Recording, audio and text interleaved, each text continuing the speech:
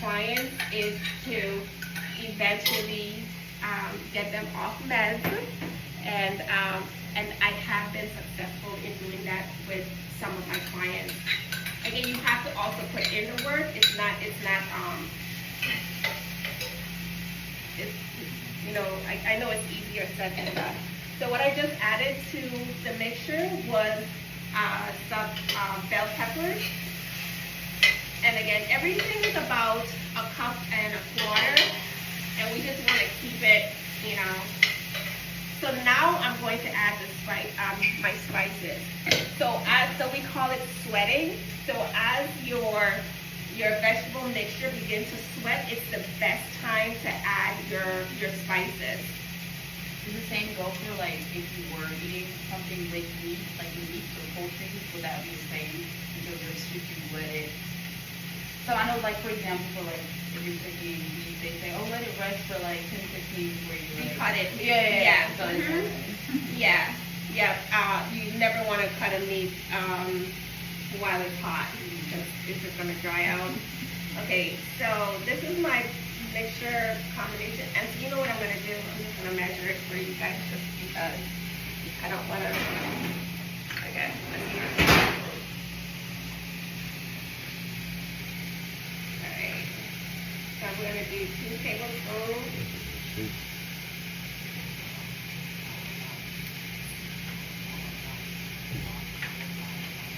This I'm going to add last because I don't want to, you know, I'm going to add all of this. I have a question. Yes. So This was, hold on a second, this was garlic powder. Go ahead. What do you think about like olive oil or like grapeseed oil? Don't like those or the like. Okay, so there is no way that I would be cooking such a great meal, and I call it cruddy oils. So avocado oil, coconut oil, extra virgin olive oil, right? Those are the top 3 oils that you should have in your pantry. Everything else, which I know that a lot of healthcare professionals are going to disagree with me, but the thing about it is that your vegetable oils, your corn oil, your canola oil, these are heavily processed oils, and once they get into your system, these are the things that clog your arteries. And grapeseed oil is, it's good for your scalp, but I wouldn't put it in my body. You know, if we're talking about heart healthy, extra virgin olive oil, avocado oil, and unrefined coconut oil. So this is cumin.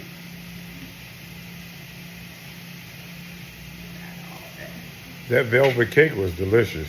Yes. I had that velvet cake. The one you gave me. Yeah, that was delicious. Yeah. So good. So all of my pastries, again, it's plant-based.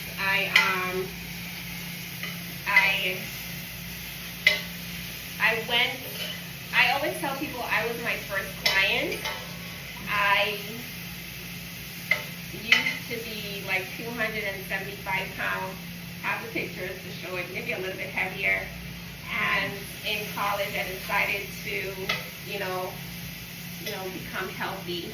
And why I did it in college, it was, I guess, the best time to do it because I was suffering from, hypertension. So, and this is the turmeric. So, for some of you who say, well, I don't want to use coconut oil, or I want to go oil-free, what I do is I am going to add, I'm going to go right here.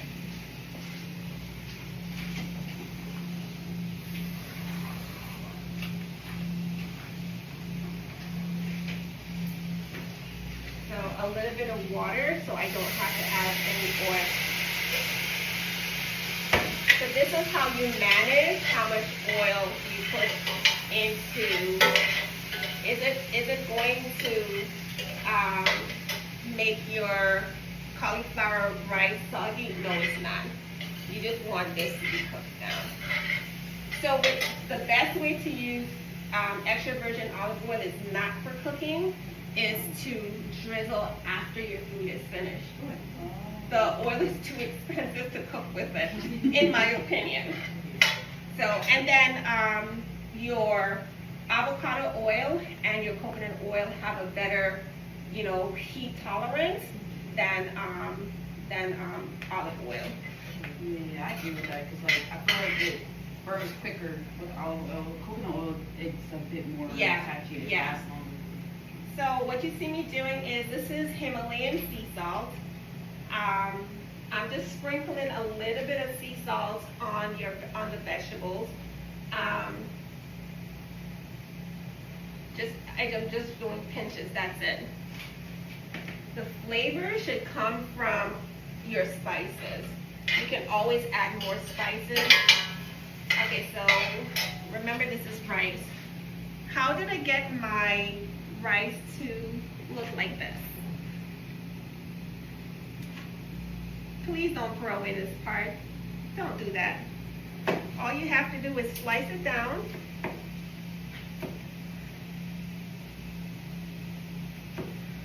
And then I start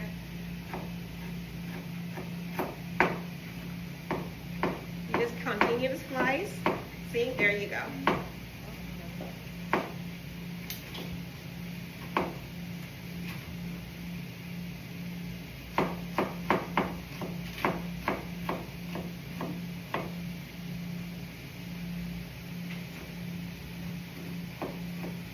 Continue to chop it until it mimics the rice itself. So the reason why I say to keep that stocky, it creates dimension in your rice, versus it makes you're nicely, it's chewy. You can do with your rice pilaf if you want. You can add sweet peas to it if you want. You can add chickpeas. There are many things that you can add to it. Now, in terms of us who are too lazy to chop up fresh cauliflower, like they're frozen, is that still okay? Frozen is okay. It's just that the only thing that I don't like about frozen is that it wilts really fast. And I like my rice to be like al dente. I like to have like a nice crunch to it. But I say go for it. If you don't want to, you can take that same frozen cauliflower rice, drain the water out, and make it into a patty, and yeah. So now I'm gonna just add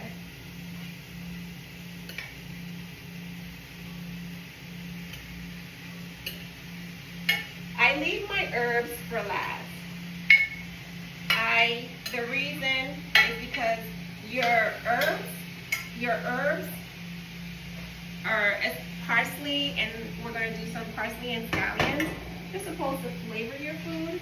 It's not supposed to, in my opinion, you put it in there, all the flavor is lost and it gets all wilted,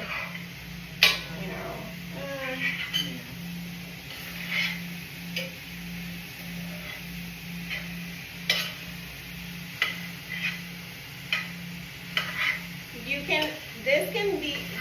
can make this a main dish by adding, your grilled salmon, steak, tofu.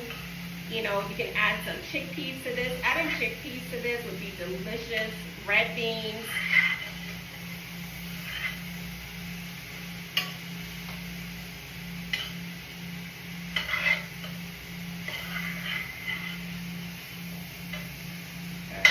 I'm going to add the rest of my, I want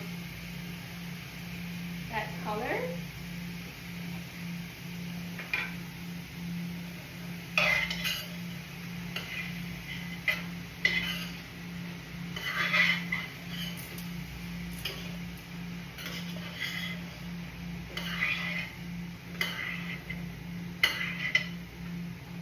And cruciferous vegetables are really good, especially for males, because it helps with, testosterone issues.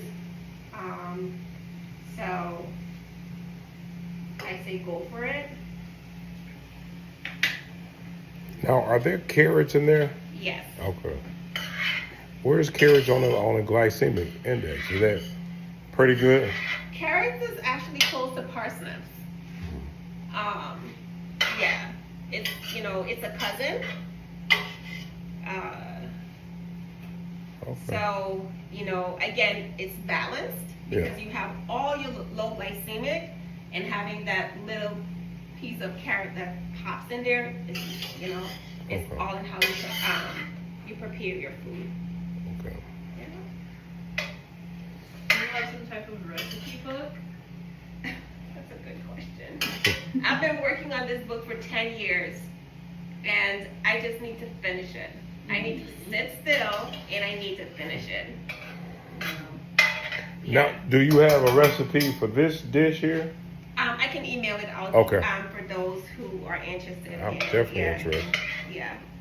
So, and this is gonna stay cooking for maybe another, I wanna say 2 to 3 minutes. I do not want it to be soggy, you know. I want it to have a crunch to it.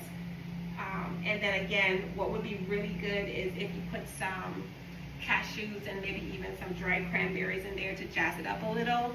You know, there's no rule when it comes to, like, you know, cooking. You create what makes your tummy happy. You know, that's what I say. And so for me, I would probably maybe put some So what did you toasted say for the pecans in there. person that's a diabetic, though, and they can't really have like a sugar content, like the cranberries, like what would you recommend? Like, Tart in cherries. place of that? I would do tart cherries. Okay. You know.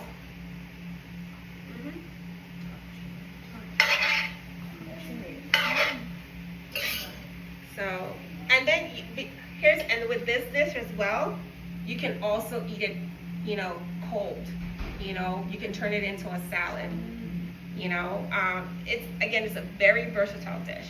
And now also, because I know it's veggie based, but would you consider this to be a satiating food that will probably keep you full for a while, like into your next meal? Let's say you ate it for, let's say, lunch or something. If you add some chickpeas and eat it with an avocado, yeah, definitely. Okay. Yeah, avocados are very good. It's high in fat, the good fat, you know, and then it's also high in fiber. Gotcha. Mhm. Okay. Yep, and you add some chickpeas in there, and yeah, a half avocado, you know, maybe seared tuna if you want to. But it's a low carb food, you know, so you can eat a lot of this dish, Yeah. you know, if you want to. Mhm. Yeah.